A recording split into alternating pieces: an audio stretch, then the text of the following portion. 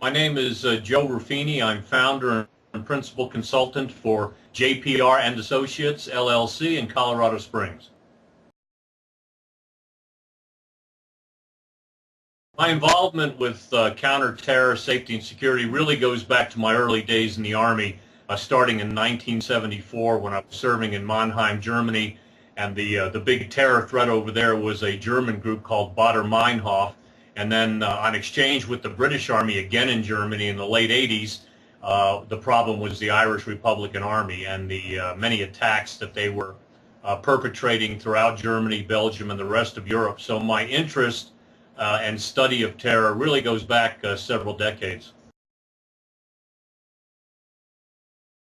For anybody wanting to get into the Homeland Security Defense or counter-terror field, it really depends what they want to do for a living, because the field is very, very vast, and it goes from watch centers and Joint Terror Task Force to some folks want to be intelligence analysts, some folks want to be TSA screeners at the airport. So it really depends where an individual's interest is, what they're qualified to do based upon experience and or education, and where the openings are. And right now, within the Department of Homeland Security, within federal and state law enforcement and intelligence, there are literally thousands of jobs available from coast to coast, and they range from jobs that require a high school diploma all the way up to jobs that probably require advanced degrees. There's a lot out there. People just have to look and decide what they want to do and what they're qualified to do.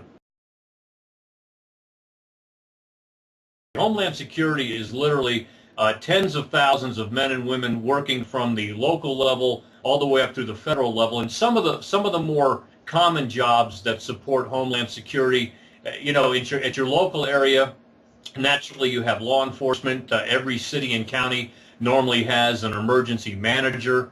Most of your big cities have police, fire, and EMS reps, emergency medical reps, that also serve some kind of state role. Every state has its own Department of Homeland Security, and there's various law enforcement and intelligence analyst positions in there. And then you go up to the federal level, where you have jobs with Department of Homeland Security, Alcohol, Tobacco, and Firearms, FBI, Federal Emergency Management Agency. So literally, it's a very, very wide spectrum with many, many, many different skill sets.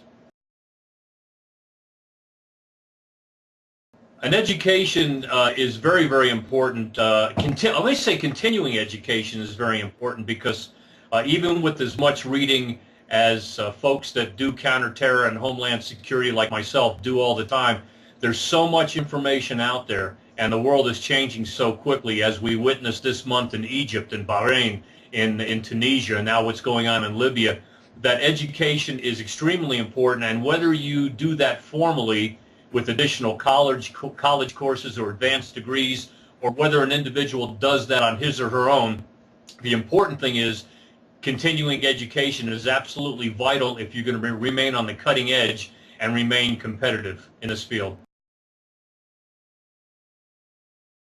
In the Homeland Security and counterterror business, a lot of times perception becomes reality, but I think for most Americans, their perception of Homeland Security and their only interface with it is when they fly on airplanes and they go through the TSA screening procedures. I really don't think most Americans understand how many tens of thousands of men and women from the local to the state to the federal level have to trade and share intelligence information, analysis, arrest reports on a day-to-day basis, 24 hours a day, 7 days a week, every day of the year, in order to thwart the many terrorist threats that that working together as a community they do every year. I don't think most Americans understand the actual level of effort and the many hundreds of thousands of man-hours that are put in by very dedicated men and women all over the country every hour. I think anybody who's interested in a Homeland Security career, I think there's a couple of traits or qualities that will help any man or woman survive in the trade. Number one, we have to understand that this is a very big country, and between all of the federal, state, and local agencies, the bureaucracy is huge.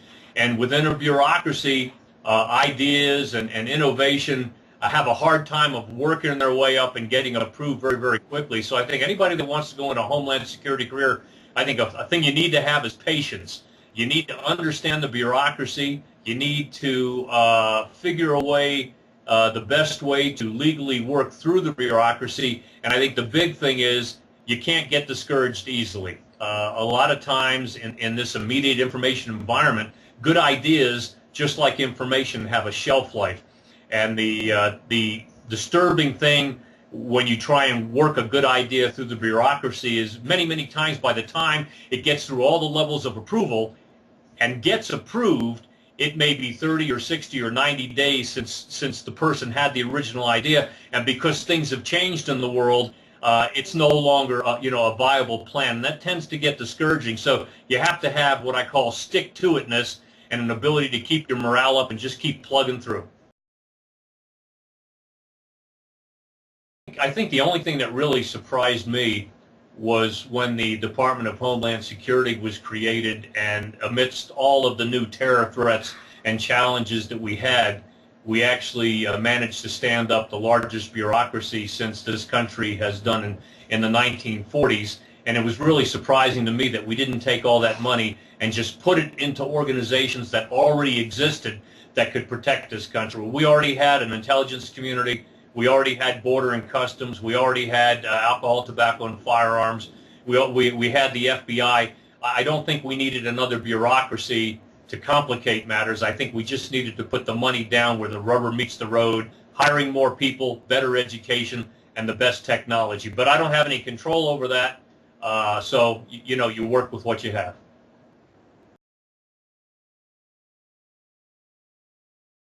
The first few months is always in any job OJT, on-the-job training. No matter how much you study up, the important thing is to get in there, keep your eyes and ears open, and say to the folks that you're working with from the start, look, I got a lot to learn. I want to learn a lot, and whatever you're willing to teach me, I'm willing to know. I think it's very important not to go in there with the I know it all attitude. Go in there with I want to learn, I want to absorb. My first couple of months, I want to be a sponge.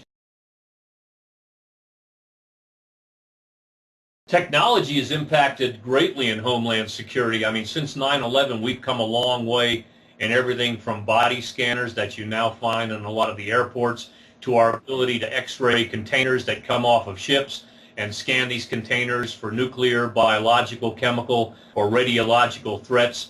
Technology is advancing every day. That's the great thing about this country, and the great thing about the capitalist system is that money's on the table and men and women get creative, and they get creative quickly.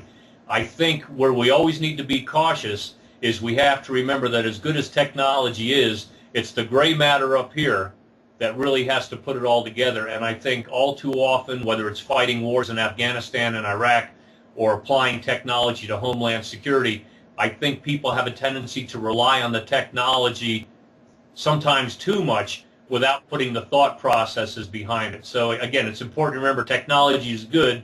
The brain housing group up here is better.